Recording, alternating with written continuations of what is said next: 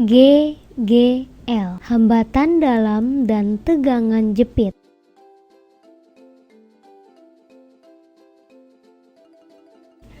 Yang biasa ditimbulkan oleh sumber tegangan atau sumber arus.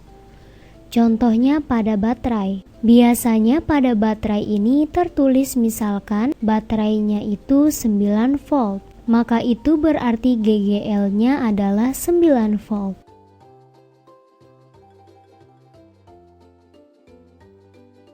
Tetapi 9 volt ini kalau kita hubungkan dengan suatu beban, misalkan lampu atau dinamo, tegangan yang dipakai oleh beban ini tidak 9 volt juga, karena di dalam baterai itu ada hambatan dalam. Misalkan beban ini 8 ohm.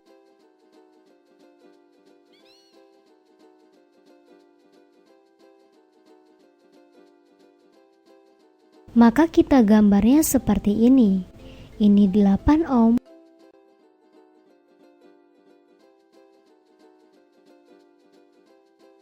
Dan ini 9 volt.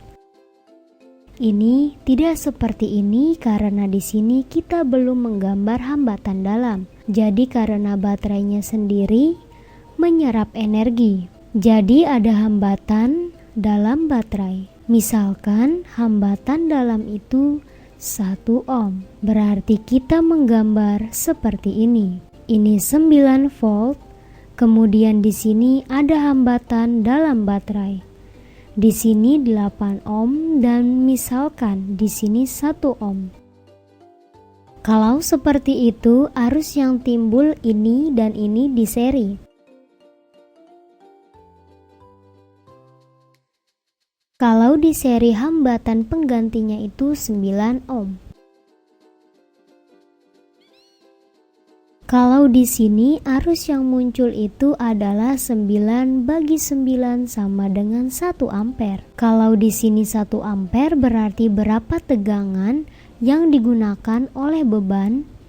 Ternyata ini I kali R yaitu sama dengan 8 volt.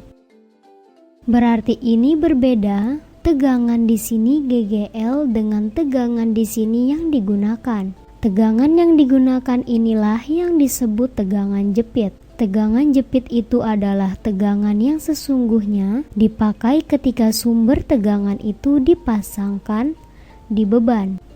Jadi GGL ini adalah gaya gerak listrik oleh sumber tegangan. Kalau di sini 9 volt, maka GGL-nya itu 9 volt. Kemudian hambatan dalam itu adalah nilai dari hambatan yang terdapat di dalam sumber tegangan.